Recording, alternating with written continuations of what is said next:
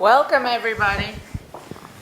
Thank you for coming today. I'm Bonnie Erbé. I host the PBS show To the Contrary and produced and hosted the film you just saw. A little bit about myself, and I'm going to introduce the panel, and then people will make opening remarks, and then we'll take your questions. We deal with all issues affecting women, families, and communities of color on the show, both nationally and globally. And of course, women in Islam are becoming, first of all, a much, the segment of the Islamic population is growing. We're in the midst of a boom right now. Their issues are becoming front and center in the United States. And I wanted to do something about women in Islam, whatever the most cutting trend was that was going on, issues that are changing. And I was introduced to the founder of Karama, Dr. El-Hibri, whom you saw in the film, and I was blown away by her work. And Aisha Rahman is the director of Karama. I couldn't believe there was such an organization, and I thought what they were doing was revolutionary. And so, and then I went to the El-Hibri Foundation, was introduced to Lynn Kunkel, who's a director of programs there and a former member of the board, and was fortunate enough they supported this effort to produce this documentary. And it really, there's no issue to me anyway, as an observer of Islam, that is more important than women gaining, or I should say, knowing about their equality under Islam and working toward that. And Aisha will talk more about Karama's mission. But that's why we did the film. We're very proud. We only submitted it for 4 film festival awards. We've won 2 of them and qualified for a 3rd.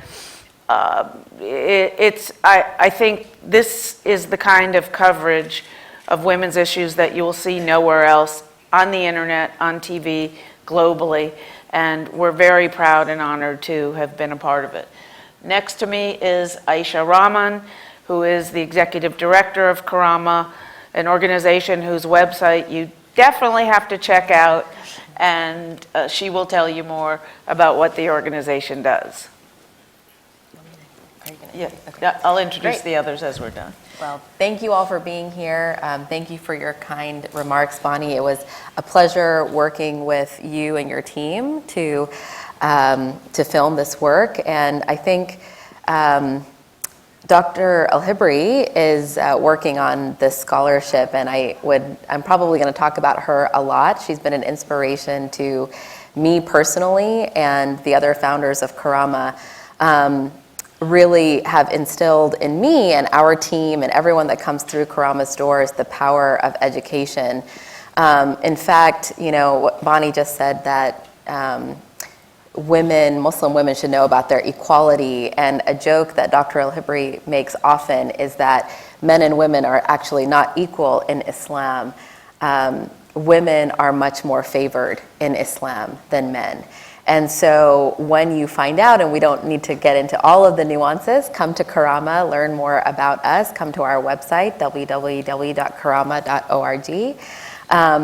Our work is to present and disseminate scholarship about Islam from a variety of perspectives. We have scholarship on our website about democracy in Islam, about civil rights, racial equity and racial equality, as well as, of course, gender equity. And so our mission is to educate, and that's what we're in the business of doing.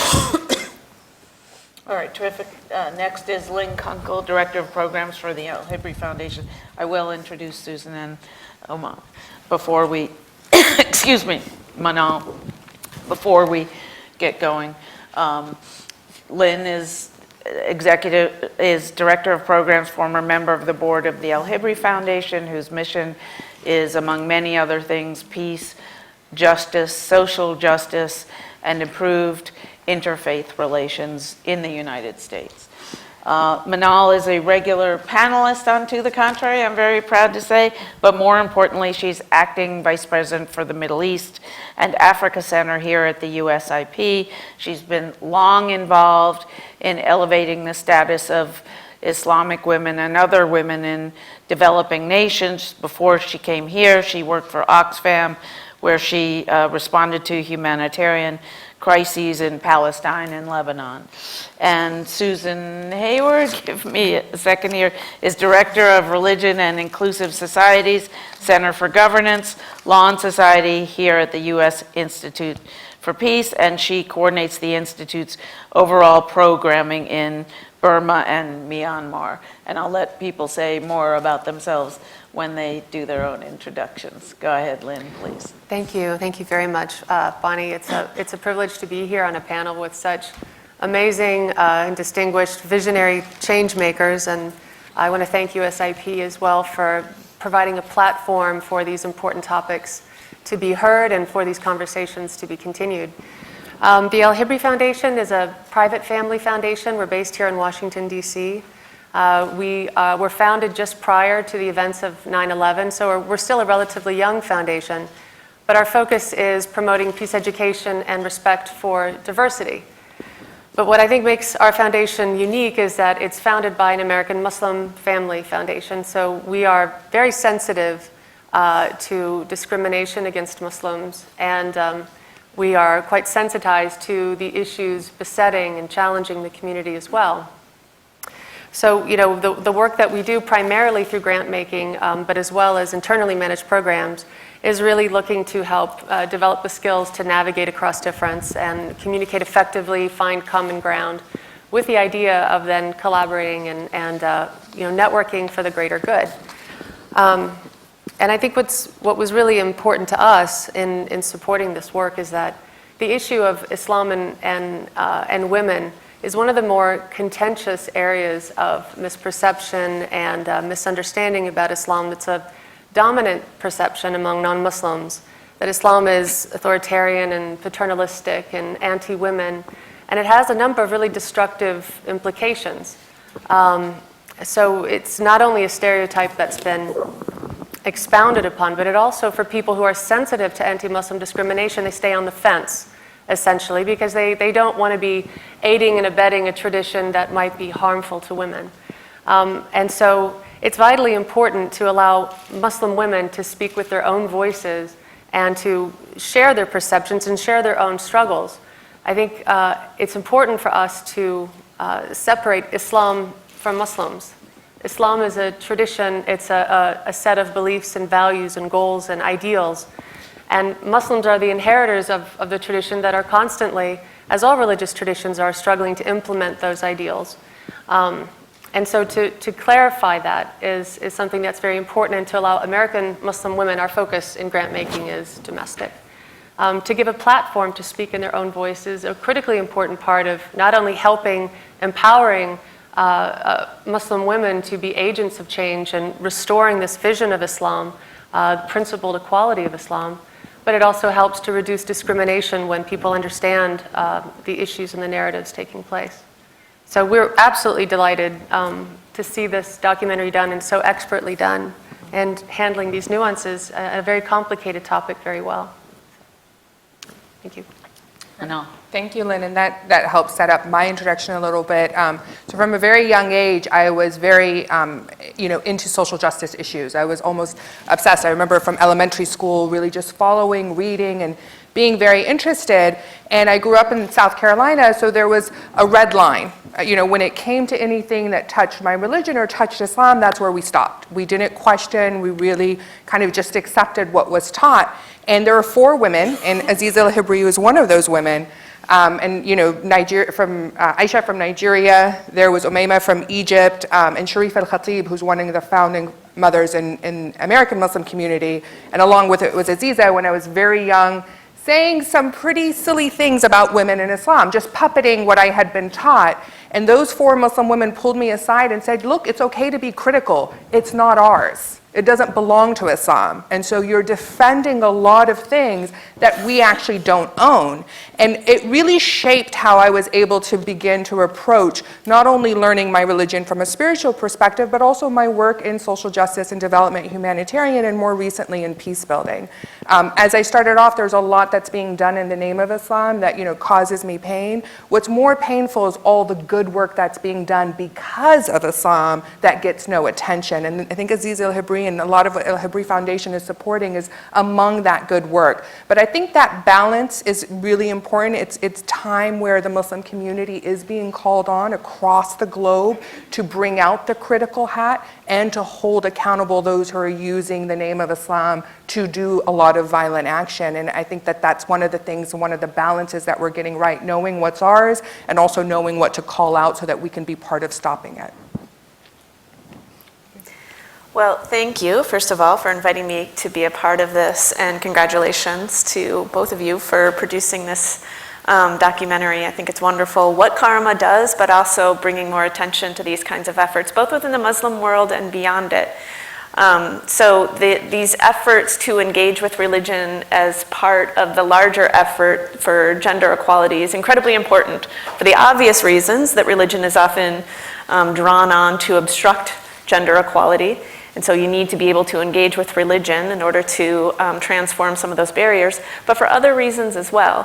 One of them being that women and religion are very, very interconnected in a lot of ways. No matter how you measure it, and there's been many social scientific studies that have been done, women are more religious than men. Whether you do that in terms of, whether you measure that in terms of religious belief, in terms of religious devotion, in terms of who shows up for religious rituals and so on, by and large, across religious traditions, it's women who tend to be more involved in the religious community. And in the same way, if you flip that, women also matter to religion. And I don't just mean that, they're important in terms of cooking for the church potlucks or for the iftar dinners, but they're important as actual interpreters and transformers of their traditions, as enactors of their traditions. So when we have this simplistic understanding of those who are the institutional leaders, who are often men, the clerical authorities within the religious traditions as being the sole ones who shape the tradition, that's based on a very superficial understanding of what religion is and how religion is formed and transformed through history. Now, I want to bring in, very quickly before we open it up, the lens of violent conflict, because that's what we're wanting to do here at USIP and how these play out in violent conflict situations. We did an initiative here at USIP with my program, the religion program, in partnership with the Berkeley Center at Georgetown starting in 2010 that looked at the intersection of women, religion, violence, and peace building. And we have a book that was just released a couple weeks ago that offers some of the lessons from it. But one of a couple things that I want to highlight that came out of that study. One is that we know violent conflict affects women in particular ways and in disproportionate ways, especially when it comes to sexual violence. That modern warfare has put a great strain on women in particular and their bodies in particular. But there's this flip side to violent conflict when it comes to gender, and that's that violent conflict also creates opportunities for women. It disrupts social norms in some ways. And so women often have the ability or are required by necessity to become leaders within their communities in the absence of men who may be out fighting in the wars. They have to come in and serve as leaders within their communities in order to ensure the protection and the needs of their communities and families are met. And this has an impact on religious communities as well. So not only do religious women come to play more perhaps influential roles within their religious communities in the midst of violent conflict, but religious women become visible leaders within the wider community and society as well. And as they do so, as they become community leaders, they draw on their religious traditions and teachings, historical figures, women figures in the past who served as leaders within the community, peace builders within the community, in order to defend their agency and their position as community leaders. And they do that to defend themselves against religious gatekeepers who would try to obstruct their work, as well as secular gatekeepers who would say that religion is irretrievably or irrevocably anti-religious and that religious women should act in a certain way.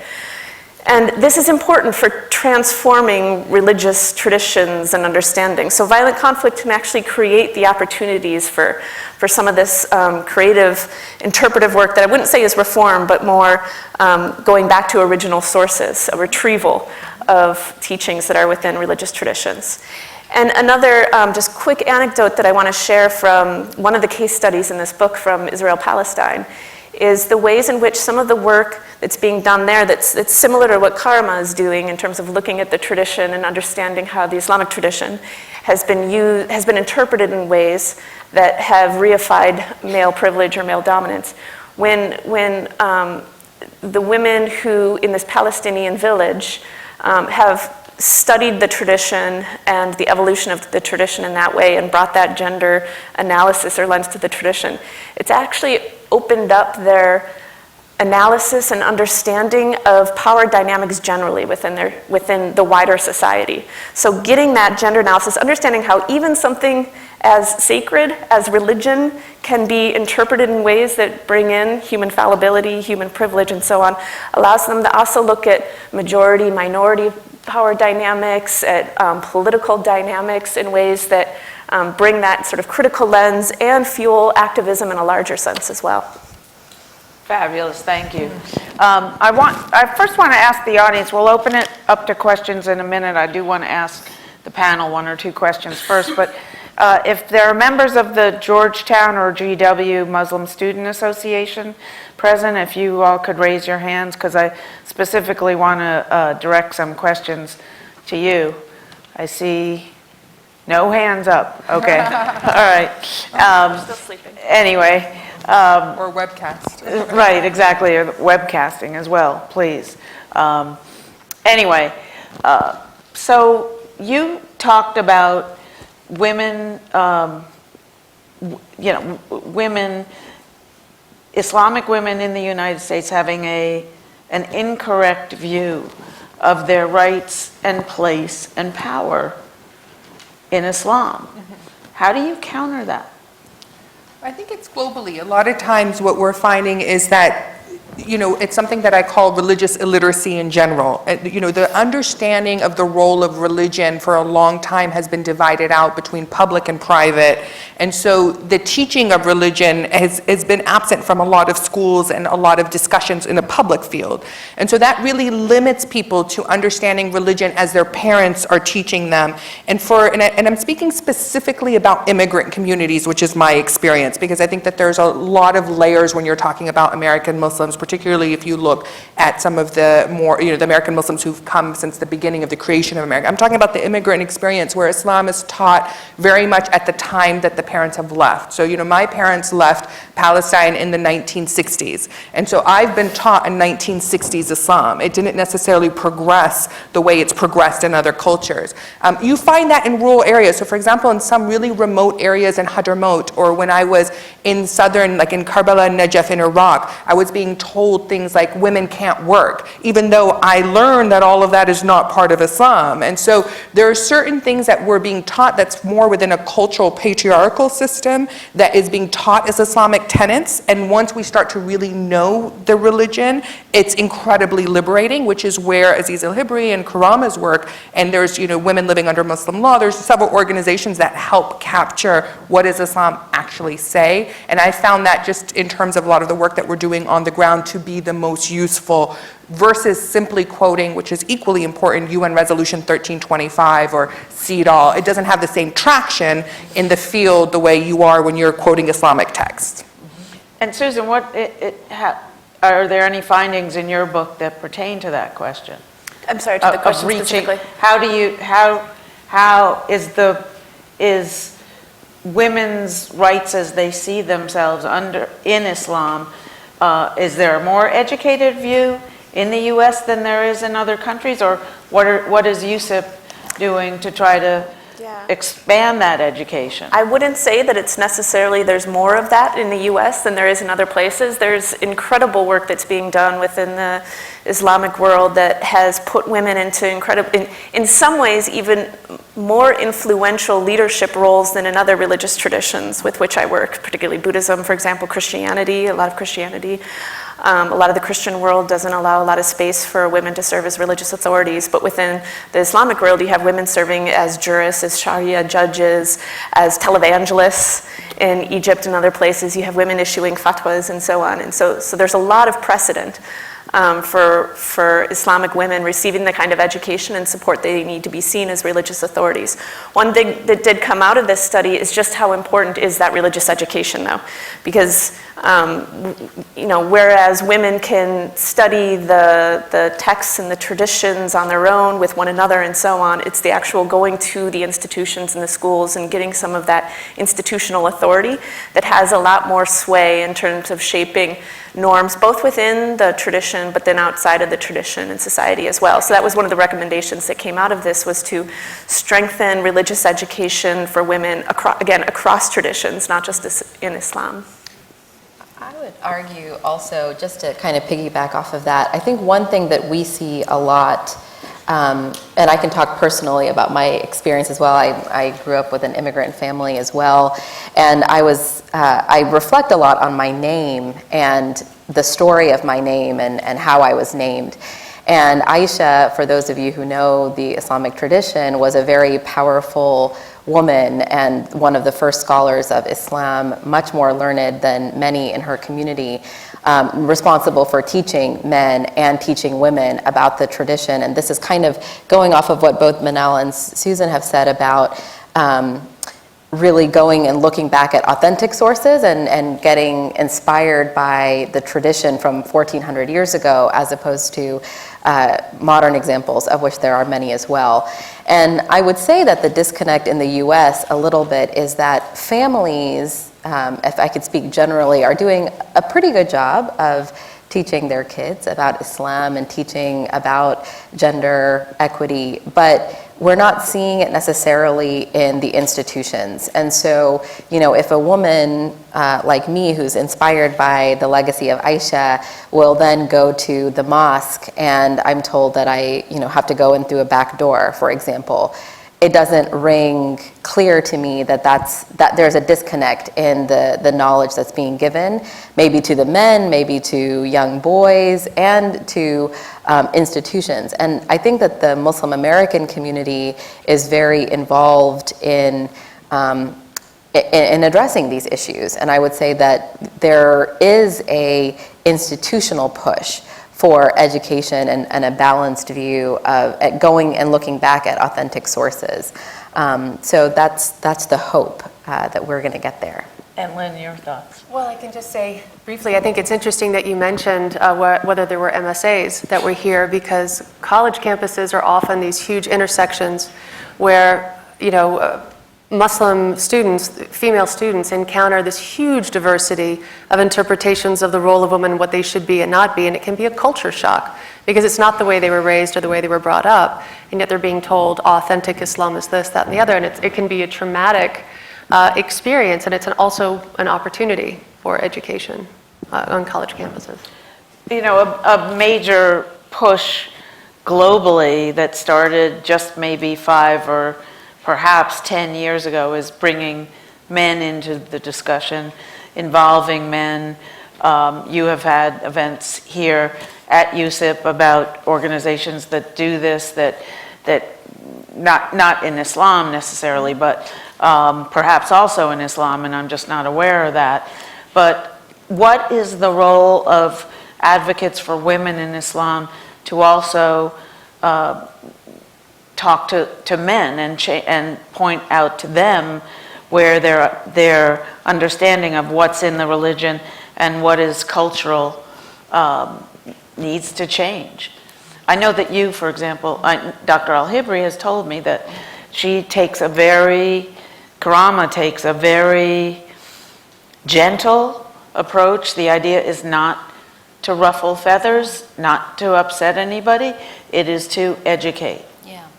So The gentle approach is the Islamic approach, I would argue. I think that we have in our tradition, and I've seen Dr. El-Hibri speaking to men and to women, and our greatest asset is Islam, in fact. If you are teaching about the Quran, for example, and you're teaching about the Sunnah of the Prophet, peace be upon him, who was a man, you already have the support that you need. And so it doesn't need to be so gentle necessarily. It just you need to speak with authority, and you have the authority in the religious tradition.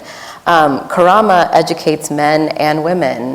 The only program that we have that's exclusive to Muslim women is the one that's featured here in the documentary, which is our Law and Leadership Summer Program. And we do that for many reasons, mainly because women aren't always given the space that we want to create, and so we do create that with our summer program, but every other lecturing opportunity we have is for men and for women. And I will say, it's interesting, and again, I'm talking about Dr. El-Hibri a lot, and she seems to be the famous person here that we're remembering, but I brought her book with me. This is her first volume. She'd probably be embarrassed if she were here that I brought it with me. But I found it to be very inspiring, and this kind of goes to the El-Hibri Foundation, that she dedicated the book to two men in her life that supported her work from the very beginning. One is her husband, and then one is her brother, God rest his soul in peace, who always believed in gender equity, and he was the founder of the El-Hibri Foundation and has always supported her work. So there are good men in the world, and there are good men who are supporting gender and gender equity, and that is in fact the Islamic model. So I think that there is a role and there is an importance to engage men, women, and children in learning more about Islam. I see you nodding profusely, so please share your thoughts with us. Yes. I would say yes. I mean, involving men, and one of the things that our Gender and Peace Building Center has done has really focused on the role of men, and I would say specifically on masculinities. And as they say, that's plural because there are several different forms of masculinity. Especially when you're looking at the areas that we work in, which is violent conflict.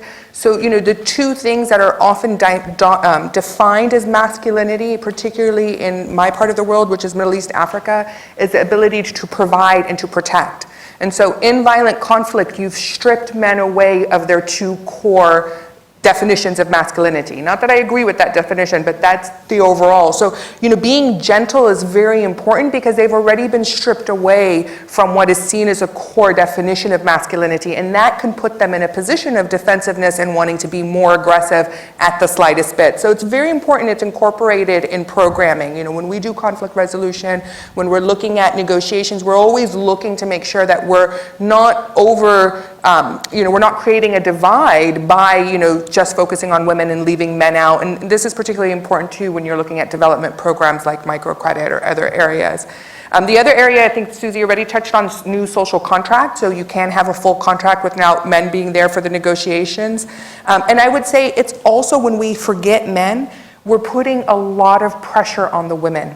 So we expect those 2 or 3 women who end up being in parliament, or if it's a quota, the 25% of women who are in parliament, we expect them to represent all women's issues, and that's very unfair, and sometimes it'll put women, it's setting them up for failure because we're not sharing that lobbying and that expectation on male representatives, and we should. So women's rights defenders can be men, and they should be men, and our targeting should go to men. I would add that I've added, I'm a huge proponent of the gentle approach, but I would say gentle but firm. There are a lot of men who will try and convince women, not now, not now, we've got to be stronger as a community, everyone's attacking Islam, we don't want to give them ammunition. You hear a lot of that rhetoric, and I'm always repeating, not now equals never. So the firmness is also important. You want to be gentle, but we're not asking for anything. This is our God-given right, and it also leads to more peaceful and stabilized society. So in fact, we're doing them a favor when we agree to be included versus them doing us a favor by including us. And can you talk about specific verses in the Quran that have been misinterpreted in the West to mean not equality for women, and how you see them, or what your counter is to the incorrect Western interpretation? That too. That's a Karama. Yeah. So first I'll start with saying that I think it's dangerous to cherry pick verses and sort of talk about them outside of context. I would be doing Karama and our work a disservice if I actually were to engage in that, because we do believe in scholars of the Quran painstakingly looking at, there's actually a methodology for analyzing verses, the first and foremost being an incredible knowledge of Arabic, which I don't have, and then kind of building on how and when a verse was revealed and what was the reason for it being revealed, and then, you know, how it has been misinterpreted or how words have been mistranslated. But I will say, you know, Dr. El-Hibri in the video clip that was shown was talking about one verse that I think is very often misunderstood, and it's talking about men being caretakers and providers of women. And I think feminists sort of bristle at that, like, I don't need to be taken care of, or what does that mean to be taken care of, or does that mean that you're in a subordinate position because someone is taking care of you? And in fact, it's not. And if you read, you know, the Quran in as a whole, and you use other verses in the Quran to interpret their verses. That's another thing that Karama is engaged in doing.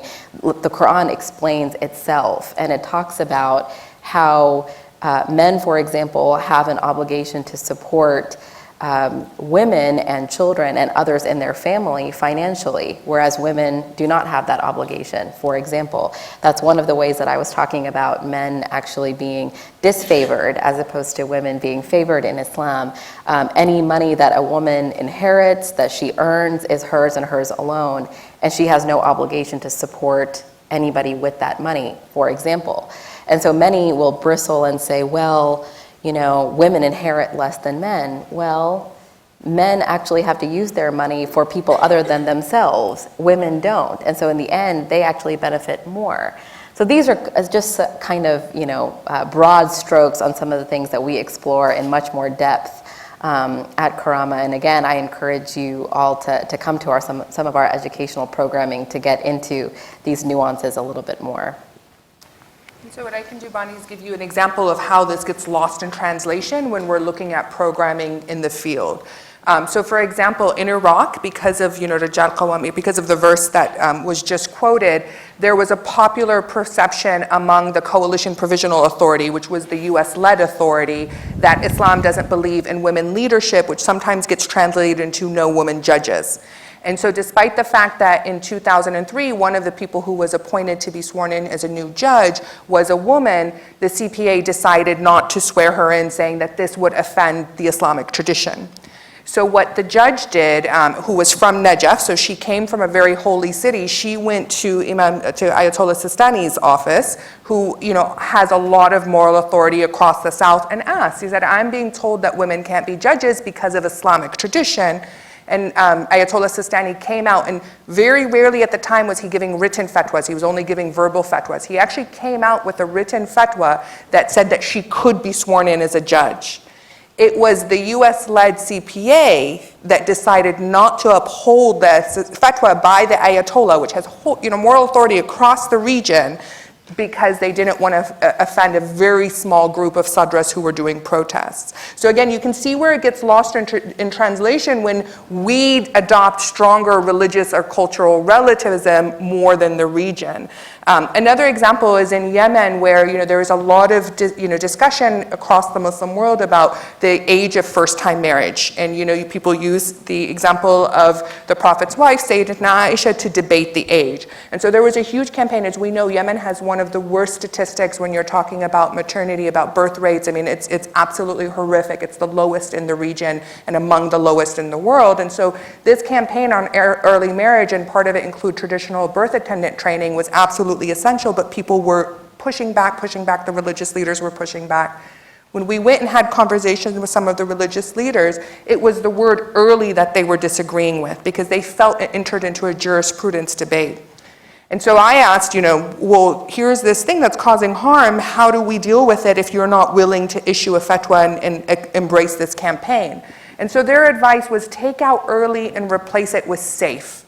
Because once you change the word, you don't enter into jurisprudence of first-time marriage, you enter into safety, and there's a whole set of laws that apply towards child protection. He said, invoke those laws, avoid the jurisprudence debate, and we'll support it, and then they supported the campaign. But does safe translate in that interpretation into 18 or older? It does, because what you do then is show the medical. We managed to raise the age to 16 legally. And because all the medical reports, and this was coming from Yemeni doctors, and then we were also able to show harm to the economy. So we had economists, and then as long as you were able to show harm to the community, which we were very easily. I mean, there's so much statistics about women who have childbirth early that we were able to present that. And again, the statistics aren't just for her own individual health. It actually affects community. It actually raises domestic violence. And so through those, we were able to get it up to 16. That was where the compromise came. But the work continues, and again, just having the religious leaders come in at the time where people were arguing 8 and 9, which is a lot of the average age, not the average, but a lot of the ages in Yemen. Lynn or Susan, would you like to respond to I would like to respond to one a couple questions ago, actually, if it's okay, because I've been ruminating on it still. And it's this question of engaging men, which is incredibly important, obviously, for a lot of different reasons that have been named. But I would also just caution one thing. One thing that I've seen, and is part of this study, is that the religious women tend to get marginalized from 2 different fields in which I have a foot in each. One of them is the religious peace-building field, which engages with religious actors and organizations and has tended to privilege male clerics. But the other one is the secular women's peace-building field, secular in quotes, but the secular women's peace-building or women's rights fields have tended to look askance at religion, believing in seeing the ways in which it has been a barrier to women's empowerment. And so as a result, they tend not to see religious women as allies in their efforts. And so to the degree to which they have begun to engage with religion, seeing it as important to engage with religion in order to advance women's rights, they too have tended to go kind of leapfrog over the religious women to go straight for the male clerics, assuming that this sort of simplified understanding of religion, that that's the source of authority and tradition and what shapes the traditions. And so religious women have tended to be marginalized and invisible to both groups. So while I think it's very important to engage with men, I just want to reaffirm again that religious women play a very important role in shaping traditions and shouldn't be marginalized from the women's peace-building, women's rights movement as well. It really is a double-edged sword in a way. I mean, you need them, you have to have men involved or women will never reach parity. On the other hand, when a lot of resources go to men's groups, they come out of the same budget that would have gone to women's groups. And it is, I've noticed, a two-edged sword. Any thoughts, Lynn, that you'd like to share? I'm grateful that Aisha invoked Fuad El-Hibri and Ibrahim El-Hibri, the late Ibrahim El-Hibri, as founders of the El-Hibri Foundation. We've been great, dedicated champions of the work of Karama since 2003. We really understand and value the work, and so I'm grateful that we had a chance to mention him. All right, we would like to open it up to audience questions, please. If you will, I believe there will be people walking around with microphones, and so if you will please raise your hands, and I will get the young lady here with the glasses, and wait, please introduce yourself, say who you are and what you do and why you're here.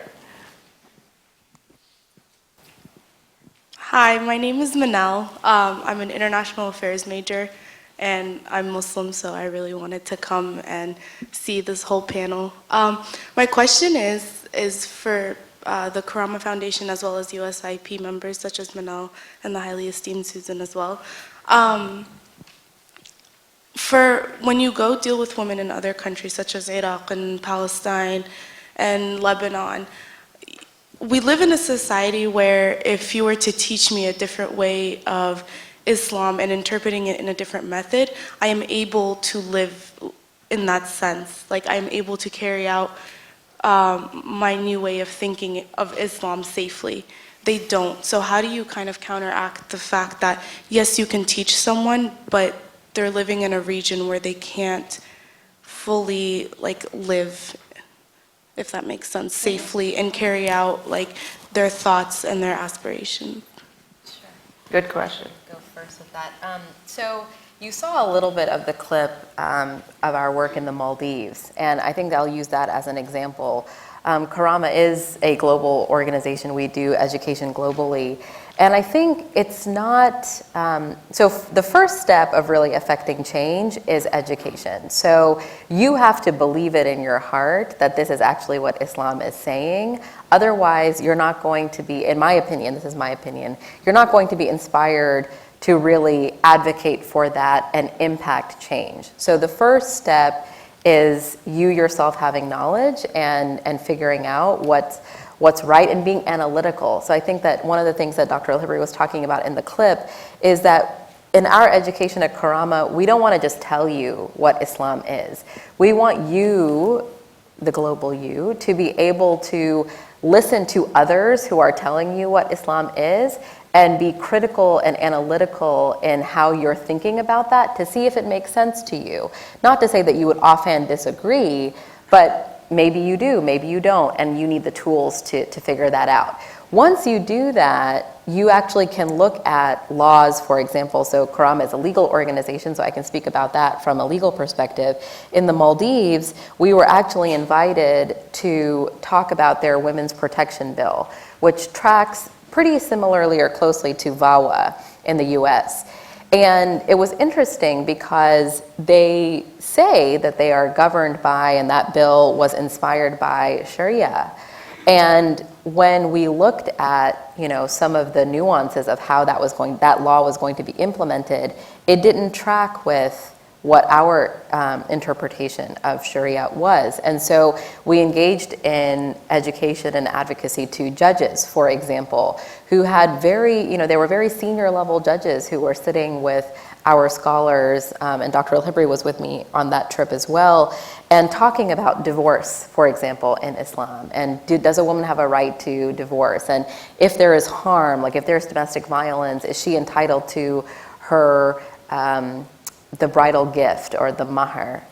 So it was interesting because first step is knowledge, and then you do have to transform your society, because once you have knowledge, then you get into advocacy and changing the law. And that's where Karama, why we have this global law and leadership summer program, is that we want to give women other sisters to be working with them, so that you're not just an agent of change by yourself. You have others who have that same knowledge with you, who are willing to really transform the society in which you live.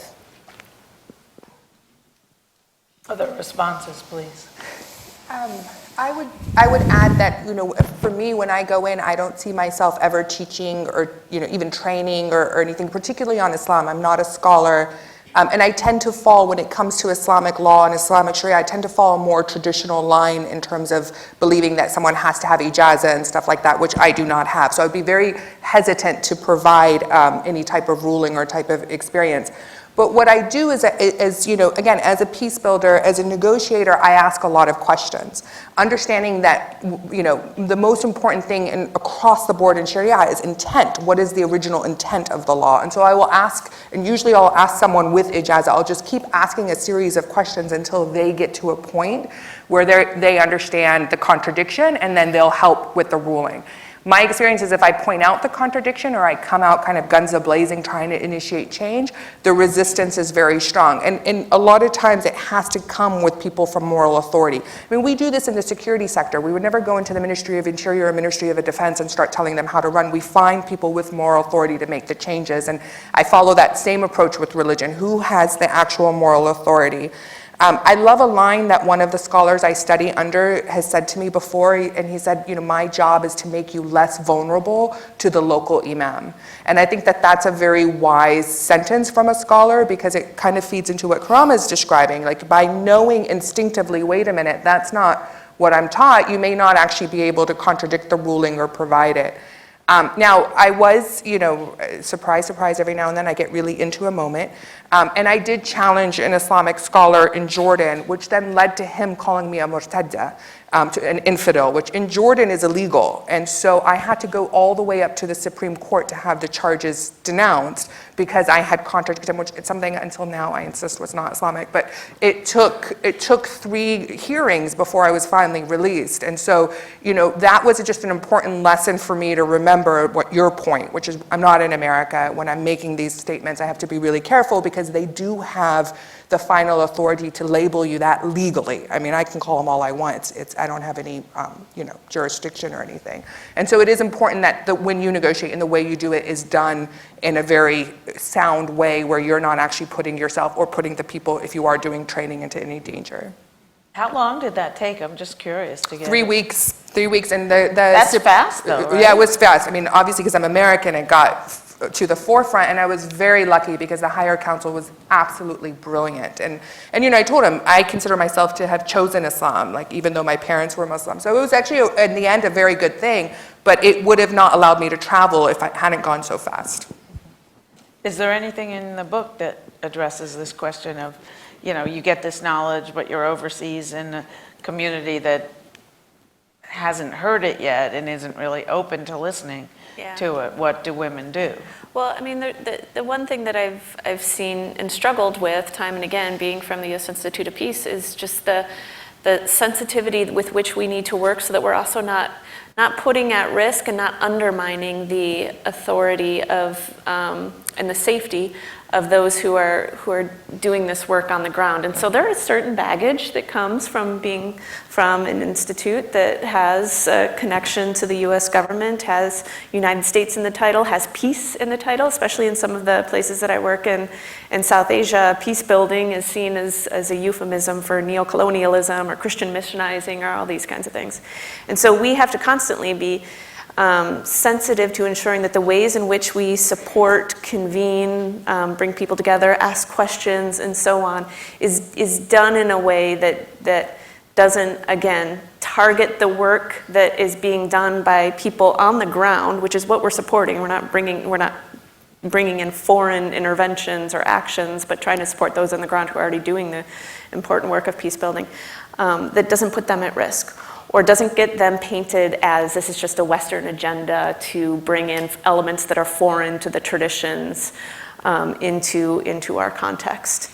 And so it's a question that I constantly ask myself, and a dance that I have to continually do, and I take my cues from those on the ground about how best to support them. Lynn, I would ask you to comment too, but the foundation deals with U.S. issues, correct? Domestic, yeah. Okay. Yeah. Next question, please. Yes. I thank you very much for your efforts and work, but I feel here's something missing, which is very important to bring specific points of equality in Islam to the West and to everybody. First of all, things Western women in Europe or America have gained maybe last century, like the right to vote, for example. In Islam, the right to vote from the beginning of Islam, which called al-bay'ah, and also women in the 60s of last century seek to have bank account in France, could not do it without her husband's consent. Wow. Meanwhile, Muslim women have the right to have business, manage their money. Even our own Prophet was employed by his wife.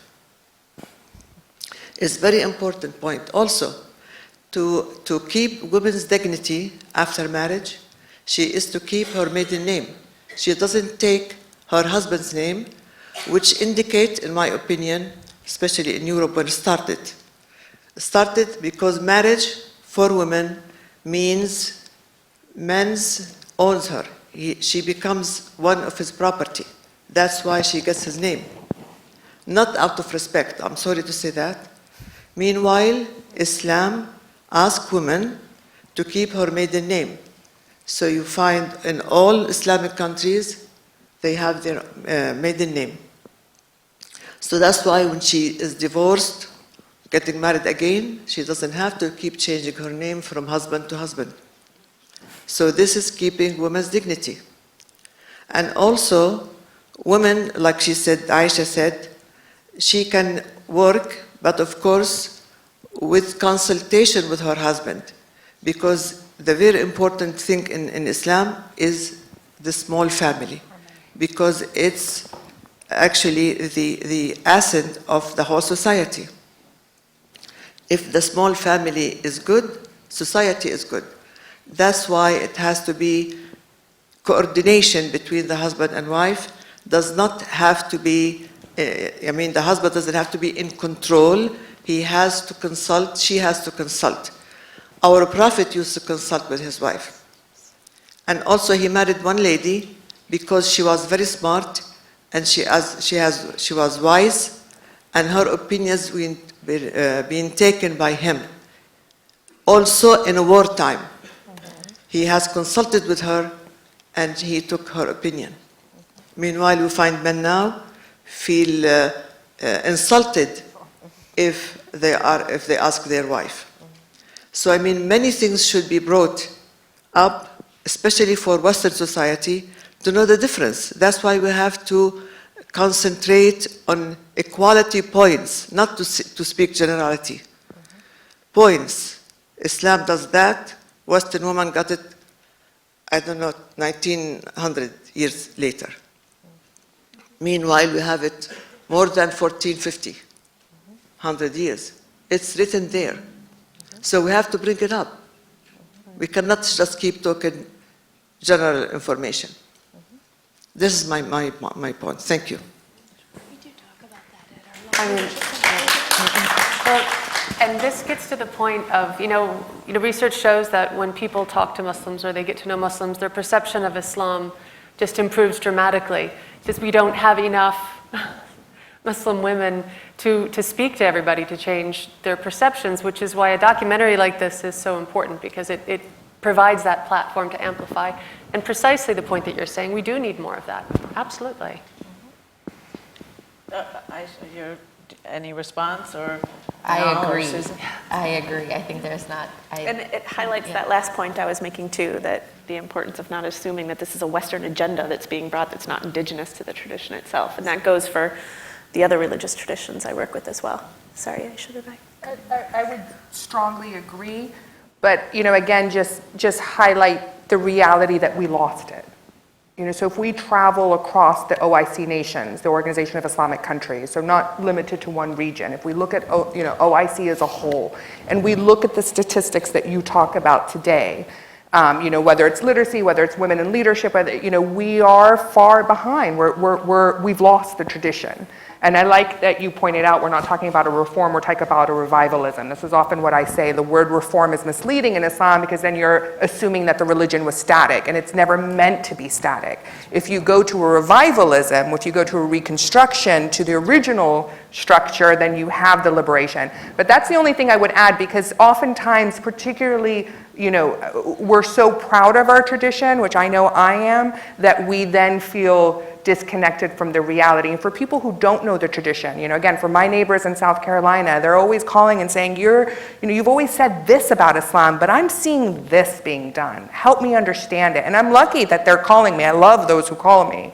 There are so many people who aren't calling, who are walking away and saying, Islam, religion of peace. I keep seeing that slogan and that bumper sticker, but all I see is violence. And I think we need to own that disconnect to be able to be part of the bridge makers between those two realities, because they are both real. Yes, the woman in pink. Hi, my name is Hajar Naili. I'm a reporter covering women's issues, and also I work for the International Organization for Migration. In that conversation, you insisted on the fact of bringing men to the conversation. Now there are also women, I don't know if I should describe them as religious, but who believe in very gender segregated roles. within the context of Islam. So the conversation might be different while we deal from a woman to a man, from a woman to a woman, the conversation might differ. What would be your suggestion? How would you address this category of women? So how do you reach out to, or do you not? Well, you don't have to bring in. You don't have to bring them into the same room. I mean, almost all the training I do in Yemen is strictly women, and in some remote parts, like they won't even uncover in front of other women. And so, and I've had trainers who find that offensive and say, I won't train unless they remove. And, I have a strong rule of no stipulation on knowledge, and that goes both ways. It goes whether, women who don't want to cover and women who want to cover to the full extent. So if that's their conditions, they want to stay segregated, it's very easy to respect that. That doesn't mean that you isolate men. You can have separate events for men that are going on at the same time and stuff, but, I generally follow cues from the women in the field. So whatever their comfort zone is what I follow. Absolutely. I think we also, I agree completely with what Manal is saying, and I think part of I don't think if you are teaching Islam, especially and you come from the tradition, it's not our job to judge another and to say, well, your way of learning is wrong, and I'm going to impose how I want to teach you onto you. I don't think that that's appropriate. And so I think you have to figure out what people are comfortable with and teach within that paradigm, because as Manal said, there is no stipulations on education, right? You should educate as you wish. And sometimes, and for me, and this is me personally, it's really hard sometimes because I know that certain men will never recognize my authority, for lack of I don't live in power paradigms, but regardless, just because I'm a woman or just because whatever X thing, I'm young, I'm this, I'm that, they may not believe what I'm saying or even give me the space. I don't think that so that used to be really difficult for me to understand because that's not really my frame of reference, but I also think that that's not my job necessarily to make you believe me, and maybe sometimes you do pass it along to a male friend of yours who may be able to bring them along. One thing that we learned at Karama a lot is that Islam was gradual. It didn't come as we're just going to knock all of this stuff out of the park. All of these notions, female infanticide was huge in the time that Islam was revealed, and Islam came to demolish that, and then all of these other women's rights came forward. But it was gradual. It was like you're working in this society, and to really have sustainable change, you have to work gradually over those 23 years that the Prophet talked about Islam. And so the same thing, our society is still the same. We have to gradually impact change. And so you work with people regardless of what their beliefs are. In the gray sweater, please. You, yes. Yeah. Thank you. Hi, my name is Kieran. I'm a journalist who is most recently based in Tunisia for the last 2 years. And just looking at the title here, Islam, Culture, and Sexism, What Needs to Change, I just have a perspective. I was at the time covering a story that related more to mosques and religious leadership. But one of the problems, I guess in my perspective, problems I noticed in regard to the story I was covering was that there were a lot of texts, like books, well written, well published in nearly every mosque across the country that perpetuate a lot of sexist, quote unquote extremist or ideas that we wouldn't, normal Muslims wouldn't support, but they come from, a lot of them came from the Saudi Arabian government, I won't hide that, but they talk about these subjects, they use scholars as their sources, it's really written in a very believable religious fashion, I guess. It doesn't say go out and kill people or, beat your wives, but it says, wives should stay at home and they should respect the man and things like that. And I just kind of wonder how would USIP or any other organization that does work on the ground in these countries counter something like that, you know, you're coming in as an organization that isn't religious in nature, battling these books that come from, you know, a religious country with religious scholars labeled in them. I don't know what's the practical or feasible approach to that kind of an issue. You want to go first? Sure.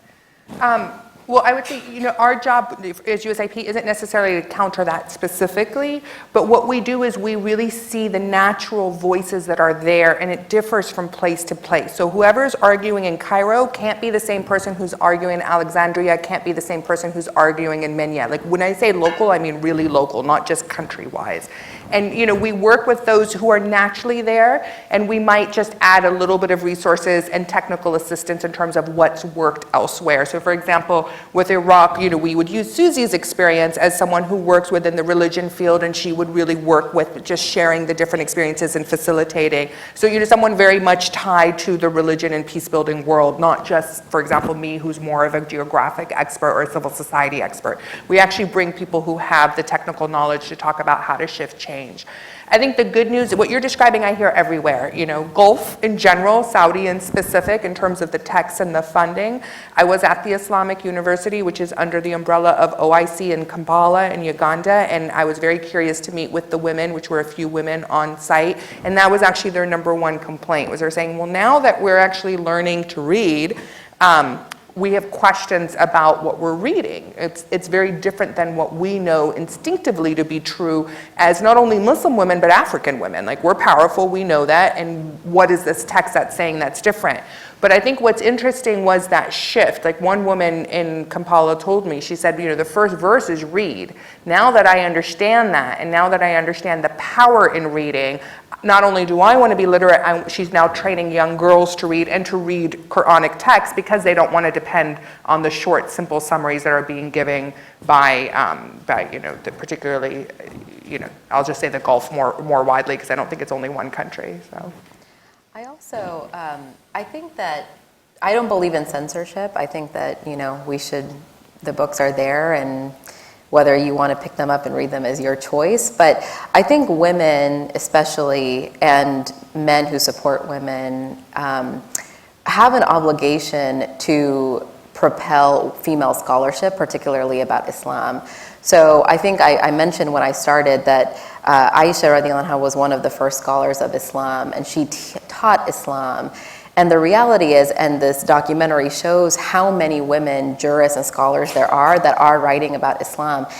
And I am constantly amazed when I go around the world where, so for example, and you know, Dr. El-Hibri was one of the first scholars of Islam, male or female, to talk about democracy from an Islamic perspective in the US, for example. And yet, when people write about it now, they don't cite her. That's another part of this patriarchy, right? There's citation of male scholars citing male scholars. And I'm not saying that because it's hurting her ego that someone is not quoting her. It's not about that. It's about elevating those voices and giving attribution, which is so important. And so I think that when you're talking about books, for example, there is funding. We talked about funding before. There is funding for certain kinds of scholarship more than others, but it's going to be a gradual process. But I think even in academia, I'm always amazed at, you know, this male privilege and male scholarship kind of being given more weight than females. And I think that we have to start citing, say their name, you know, talk about their work. Others, you know, and that's what Karama is doing. You know, we're highlighting female scholarship, not only because they're women, but because it's quality scholarship, and their voices should be heard and known. And I would encourage you to do the same. Yes, sir.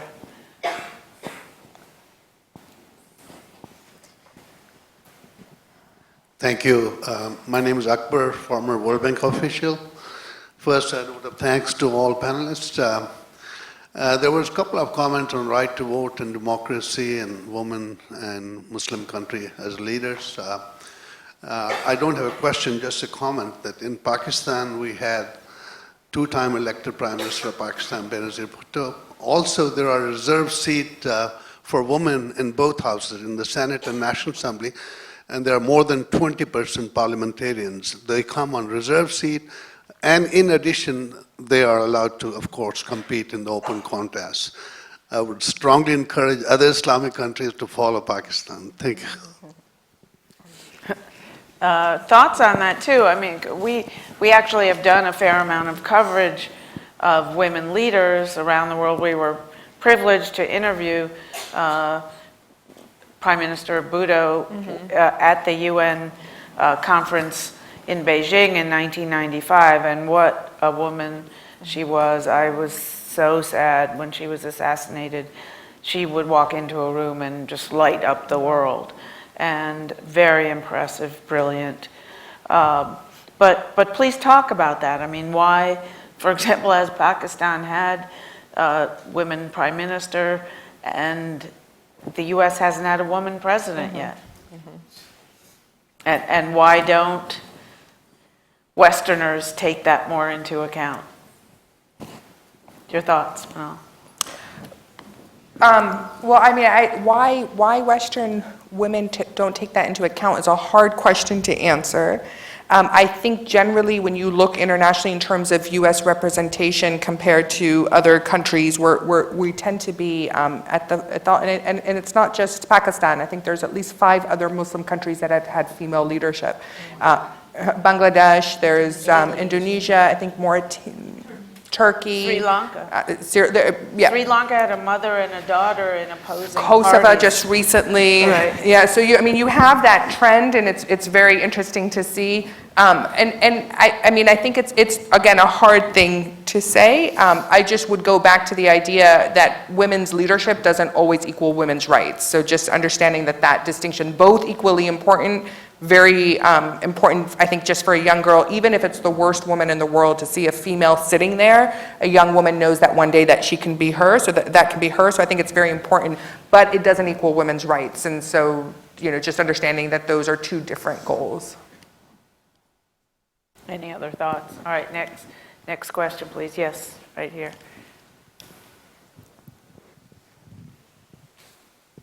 Hello, my name is Alexis Carson, and as someone who isn't Muslim but is a huge supporter of gender equality and Muslim women's rights, I'm wondering what the best way to be a secular ally and to support Muslim women, but as someone who probably wouldn't be teaching anything in Islam. Lynn, any ideas? Well, I think, even the disposition that you articulated and knowing where you are, and that it sounds like you are amenable to hearing what Muslim women are saying they need and what they may not need, I think is an excellent place to start, and not making assumptions. But I defer to far greater experts. Well, first of all, thanks for saying what you did. That's really awesome. I think, Mani just mentioned the Beijing conference that I was not at, but the Karama founders, it was actually right after Beijing that Karama we were founded right at the same time as that conference. And it was interesting because when I hear stories of women that were there, it was this idea that it was collaborative. It was all of these women who were supporting one another. And I think the most important thing that came out of it, though, was that after the 60s movement in the US, where women of all different races and religions were working together for women's rights in the US, one of the narratives that was really disturbing at Beijing was that Muslim women need to be saved, and they're the next frontier of, we're now liberated, let's liberate Muslim women. And I think that was a problem. And I think that the most important thing that allies can do in any feminist circle is to say, what do you tell me about your experience? Let me hear your voice and your story and give you that space, because you may have a privilege. You may have privilege because of your socioeconomic status or your race that others may not have, and giving space and lifting up those voices is really important. Should she join Karama? Yeah, come on. We're happy to have you. Thoughts? Is there anything in your book about that? Well, I would just, I want to underscore everything that was already said. The only thing that I would add is that I think just speaking as a person of faith, I'm a Christian, I'm a reverend actually in a Protestant tradition. But one thing that I can say that's helpful as a religious woman who's working for women's rights is that for those who are coming from the secular field of women's rights, to allow religious women to speak about what religion says and teaches. Because I oftentimes hear a lot of secular women's rights activists saying, well, the religion teaches this, or religion says this, and silencing religious voices. And so, again, it just underscores what Aisha's saying in terms of giving the space for Muslim women and for religious women to be able to offer their perspectives and their experiences. Yes, the woman in the gray shirt. Yes, you. Hi, my name is Shireen. I'm a PhD student. So my question touches on something that both Aisha and Manal spoke to, which is the idea of giving voice, but also a fear of speaking out within a community and a religion that's already stigmatized and attacked, and the fear of sort of airing the community's dirty laundry.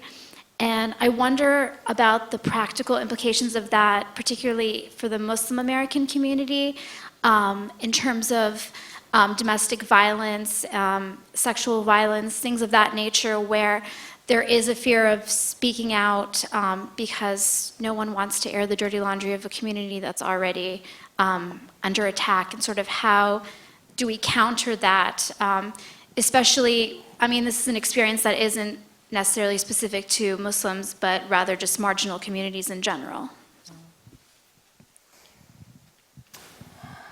So I'll start. I think that's really important. We do hear, and Karama does a lot of domestic violence work, and so, of course, silencing is a form of abuse. So not giving people the space to talk about what's happening to them, or making them feel like they shouldn't say what's happening to them, is incredibly abusive and problematic. So I understand, coming from the Muslim American community, a community that I'm very protective of and very proud of, this, impulse to say, we don't need any more. We don't need to be any more stigma, any more negativity. But I also don't think, and Manal spoke to this earlier, you can't be in denial of what's happening in your community either. And I think with sexual assault and DV, it's not exclusive to any one community. I mean, I think that when you're talking about DV, you have to talk about power and control, and you have to talk about patriarchy and what is lending to that abuse, which unfortunately is seen across cultures, across faith communities, and around the world. And so I think that reframing the narrative so that the focus is not on, does your faith condone it, for example? It's not about that. It's actually about abuse, and we should talk about abuse. And we should talk about eliminating it in all of our communities because it manifests itself. Now, there are different ways it manifests itself, and that's because of culture and society. But I think reframing, and instead of being in a defensive posture, being on the offense and talking about what the actual issue is very important. Yeah, and we are about out of time, so the gentleman in the striped shirt will be our last question, please.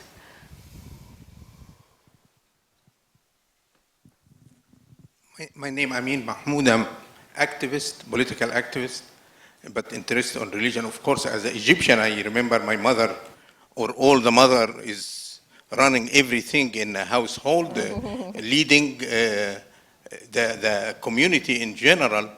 But the issue is education. That's the number one. Education to man and woman, and there is no embarrassing way to man. The man understand the verses of Quran is the verses of Quran. Never changed since Prophet Muhammad. There is no old Islam and new Islam. It's the same verses, and the verses is clear. Equality is there. You have to have these verses ready to talk about. Also, the most important thing, Imam doesn't have any power. Imam doesn't mean anything to Islam in general. It's only guidance if you want to ask. But you can learn Islam on your own, you interpret it on your own as long as you have the education.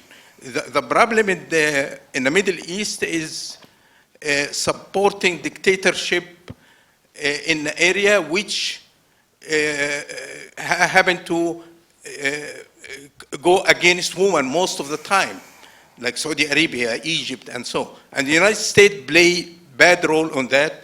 They are not helping, they are supporting people to oppress the society, especially women, and I have a lot of stories about Egypt, but I will not go further. Thank you. Your thoughts, final thoughts. Final thoughts?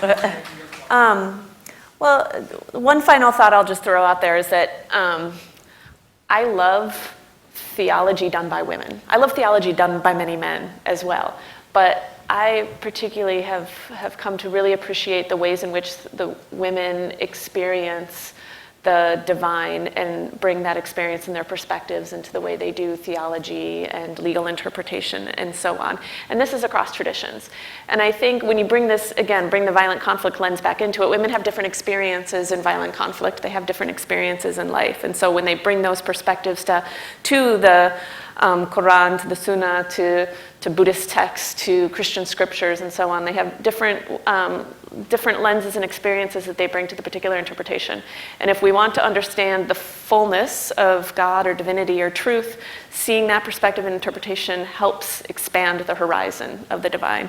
And so I would just say, again, kudos to Karama for the work that they're doing to lift up the female interpreters of the traditions and what the Quran and the Islamic tradition has to say about it, and encourage all of you to look at what they're doing and look at what other religious women and organizations are doing across other traditions to do similar efforts. And with that, we are out of time. But fascinating dialogue going on here. I'm so sorry I didn't get to all the questions.